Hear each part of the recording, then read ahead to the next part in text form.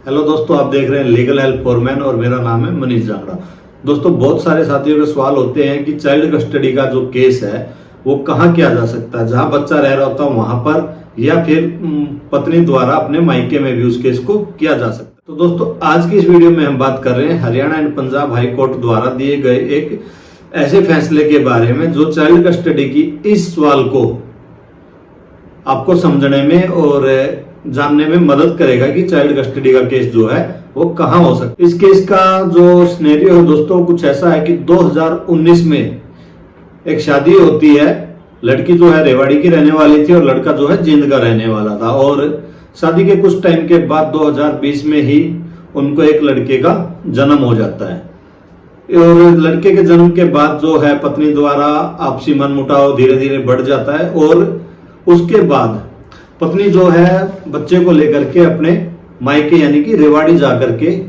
ससुराल पक्ष पर दहेज मांगने की और मारपीट की अन्य धाराओं के तहत 498 में एक मुकदमा दर्ज करा देती है, और साथ के साथ 125 के तहत भी गुजारा भत्ता के लिए भी एक केस अपने पति पर डाल देती है। परंतु कुछ टाइम के बाद जब पत्नी को लगता है कि इन सब चीजों में कुछ नहीं है और उसे अपनी गलती का एहसास होता है, तो दोबारा से अपने पति के पास जींद जाकर के रहने लगती है, जिसके बाद कुछ टाइम के बाद ही एक बच्चे का और जन्म होता है। तो उस बच्चे के जन्म होने के बाद जब पत्नी को हॉस्पिटल में एडमिट कराया गया होता है, तो लड़की के परिवार वाले भी वहां पहुंच जाते हैं उनसे मिलने के लिए, और साथ में जो लड़के के परिवार वाले थे वो भी वहां मौजूद होते हैं, जिनमें आपस में कुछ कहा सुनी हाथापाई हो जाती है। इसके बाद वहीं जींद के सिविल लाइन थाना में एक मुकदमा दर्ज पत्नी के द्वारा फिर से करा दिया जाता है, जिसमें पत्नी जो है सीधा सीधा एक एलिगेशन लगाती है कि मेरे ससुराल वालों ने, मेरे पति और उसके माँ बाप ने जो मेरा बच्चा था जिसकी उम्र उस टाइम पे लगभग 1 साल 8 महीने थी, उसको जबरदस्ती से छीन लिया है। और उस केस के उस घटना के बाद जो पत्नी है दोबारा से अपने मायके रेवाड़ी में आ जाती है, और रेवाड़ी में आने के बाद पत्नी द्वारा अपना चाइल्ड कस्टडी के लिए एक केस गार्जियन एक्ट सेक्शन 25 के तहत जो है दायर कर दिया जाता है, जिसमें वो ग्राउंड देती है कि उसके बच्चे को जो जबरदस्ती है उसके ससुराल वालों ने छीन लिया है, इसलिए चाइल्ड कस्टडी जो है माँ को दिलाई जाए। इसके बाद जब बच्चे के पिता को इसके बारे में नोटिस दिया जाता है और रिप्लाई के लिए उसको बुलाया जाता है, तो बच्चे के पिता द्वारा रेवाड़ी कोर्ट में उसी CPC 151 order number 7 rule number 10 के तहत एक एप्लीकेशन दायर की जाती है कि जो बच्चा वो जींद रह रहा है, तो इसलिए इस जो पेटिशन को वाइफ ने गार्जियन एक्ट की जो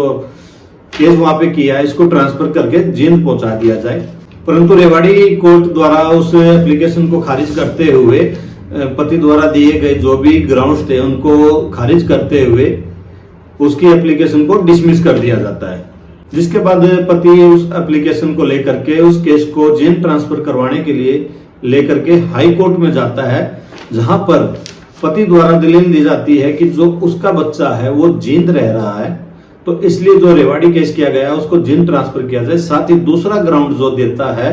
बच्चे का पिता वो ये देता है कि जो लड़की है वो रेवाड़ी उसका स्थायी पता नहीं है। लड़की को जब लड़के द्वारा तलाक का नोटिस भेजा जाता है तो लड़की द्वारा उसमें बताया जाता है कि वो रेवाड़ी रह नहीं रही है, वो जयपुर रहती है, और लड़की की खुद की स्टेटमेंट जयपुर होने के नाम पर जो है बच्चे के पिता द्वारा कोर्ट में बताया जाता है कि इस जो पेटिशन को वहां पर चलाने का, रेवाड़ी चलाने के लिए कोई ऐसा आधार नहीं है जिसके लिए इस केस को वहीं पर चलाया जाए, वहीं पर ट्रायल किया जाए। तो इस केस को आप बच्चे की सुरक्षा को देखते हुए जो है जींद को ट्रांसफर कर दिया जाए। परंतु हाई कोर्ट ने जो है रेवाड़ी कोर्ट द्वारा उसकी खारिज की पेटिशन के ऑर्डर को सही ठहराते हुए उस पति द्वारा, उस बाप द्वारा लगाई गई हाई कोर्ट की पेटिशन को डिसमिस कर दिया जाता है, जिसमें ग्राउंड ये दिया जाता है कि जो लड़की है वो अभी फिलहाल रेवाड़ी में परमानेंट रहने लग गई है, उसका जो परमानेंट एड्रेस है अब वो फिलहाल रेवाड़ी का हो गया, तो इसलिए जो है इस केस को रेवाड़ी में ही चलाया जाएगा। इस केस के ऑर्डर को करने का पूरा अधिकार जो है रेवाड़ी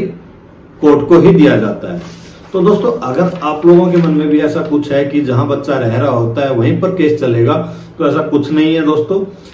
कोर्ट है, कोर्ट कुछ भी बेतुका कुछ भी ऑर्डर दे सकती है,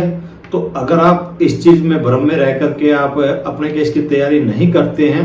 या किसी लूज पॉइंट को छोड़ते हैं तो वो आप लोगों की एक बेवकूफी होगी। किसी भी केस में दोनों पहलुओं को